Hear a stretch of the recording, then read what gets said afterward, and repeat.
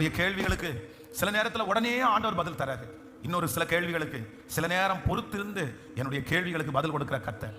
ஆனா எனக்கு ஒன்று தெரியும், நான் ஆராதிக்கிற தேவனிடத்துல என்ன இருக்குன்னா, என்னுடைய கேள்விகளுக்கான பதில் என் தேவனிடத்திலேயே இருக்கிறது. ஹல்லேலூயா. சென்னையில ஒரு மரண வீடு, ஒரு துக்கமான ஒரு வீடு. அப்படின்னா தன்னுடைய கணவனார் ஒரு நல்ல வேலை செஞ்சுட்டு இருந்தாரு. ஆனா ஆண்டவர் மேல ரொம்ப பற்றுதல் அவருக்கு. அவர் என்னன்னா, தான் சம்பாதித்த பணத்துல நிறைய பணங்களை ஊழியங்களை கட்டுறதுக்கு கொடுத்து ஒரு சொந்தமான ஒரு வீடு கூட அவர் யோசிக்கவே இல்லை.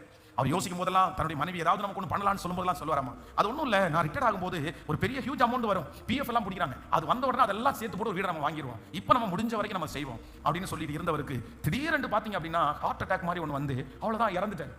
அவருடைய அடக்க ஆராதனை. அந்த பிள்ளைங்க 2 பேரும் பார்த்தீங்கன்னா ரொம்ப சின்ன வயசுல இருக்கிறாங்க. ஒரு குழந்தை ஒரு பையன் 5th படிக்கிறான், இன்னொரு குழந்தை 4th படிக்கிறான். 2மே சின்ன பசங்க. என்ன பண்றேன்னே தெரியல. ஒரு மோசமான ஒரு சூழ்நிலை. அந்த அடக்க ஆராதனைக்கு பாஸ்டர் உள்ள வராரு. லிட்டரலா நடந்த சம்பவம். பாஸ்டர் உள்ள அந்த அடக்க ஆராதனைக்கு வரும்போது அந்த சிஸ்டருக்கு துக்கம் தாங்கவே முடியாம ரொம்ப கொந்தளிச்சு போய் பாஸ்டருக்கு பக்கத்துல போய், பாஸ்டர் இதுக்கு என்ன சொல்றீங்க, இதுக்கு என்ன பதில் சொல்றீங்க, எங்க கணவனார் என்ன, எனக்கு முன்னாடி அவர் பார்த்தா அவர் பேர்ல ஒரு தீமை கூட நான் அவர் பார்க்கல, அவர் கோபப்பட்டு கூட நான் பார்க்கல, ஏன் இப்படி நடந்துருச்சு, என் பிள்ளைங்க 2 பேருக்கும் என்ன ஆன்சர், இந்த கேள்விக்கு என்ன பாஸ்டர் பதில் சொன்னீங்க, ஏன் ஆண்டவர் எடுத்தார், எதுக்கு ஆண்டவர் எடுக்கணும், அப்படியே எல்லாரும் ஒரு நிமிஷம் ஸ்டன் ஆயிட்டாங்க. உடனே அந்த ஊழியக்காரர் சொல்றாரு, இல்லமா ஏதாவது ஒரு நோக்கம் இருக்கும் ஆண்டவருக்கு, ஆண்டவர் காரணம் இல்லாம எதையும் செய்ய மாட்டாரு, வேற எந்த பதிலுமே அவரிடத்துல இல்லை.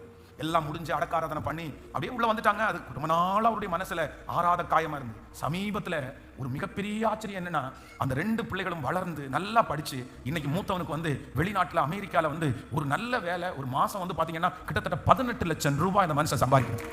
அப்போ அந்த பிள்ளையோடு அந்த ஆலயத்துல அந்த சகோதரி சாட்சி சொல்லும் போது என்ன சொன்னாங்கன்னா, அன்னைக்கு என் கணவனார் அப்படி இருக்கும்போது நான் ஏன்னு கேள்வி கேட்டேன், நான் தப்பு தான் பண்ணினேன், என்னுடைய ஆதங்கம் தாங்க முடியாம நான் பாஸ்டர் இடத்துல போய் கேட்டது, அந்த அடக்காரத்திலே கேட்டது உண்மைதான். ஆனா இப்ப சொல்றேன், என் கணவனார் மட்டும் இருந்திருந்தா என் பிள்ளைகளை இவ்வளவு பெரிய உயர்வான இடத்துல நான் பார்த்திருக்க முடியாது, என் பிள்ளைகளை இவ்வளவு ஒழுக்கமா வளர்த்திருப்பானு எனக்கு தெரியாது.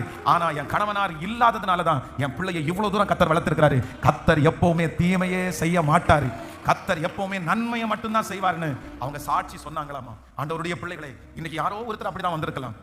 ஏன் ஆண்டவரே நான் இவ்வளவு ஜெபம் பண்றேன் இல்ல, ஏன் ஆண்டவரே நான் இவ்வளவு உண்மையா இருக்கிறேன் இல்ல, ஏன் ஆண்டவரே நான் இவ்வளவு உழைக்கிறேன் இல்ல, ஏன் ஆண்டவரே. ஆனா கத்தர் இன்னைக்கு வாக்கு கொடுக்கிறார், இது எப்படி ஆகும் என்று சொன்ன உடனே கத்தர் பதில் கொடுக்கிறார், பரிசுத்த ஆவி உன்மேல் வரும், உன்னதமானவருடைய பலன் உன்மேல் நிழலிடும். அப்படின்னா நீ எதிர்பார்க்காத ஒரு சக்தி, யாருக்கும் கிடைக்காத ஒரு சக்தி, ஆமென், உன்னதமானவருடைய பலன், மகா பரிசுத்த ஆவியானவர் உன்மேல் வரும், உன்னதமானவருடைய பலன் உன்மேல் நிழலிடும் போது இந்த காரியம் சாத்தியமாகும். கர்த்தர் இன்னைக்கு கிருபையாய் வாக்கு கொடுக்கிறார். இந்த கேள்விக்கு பதில் வேறு எங்கிருந்தும் அல்ல, தேவனிடத்திலிருந்து வரும்.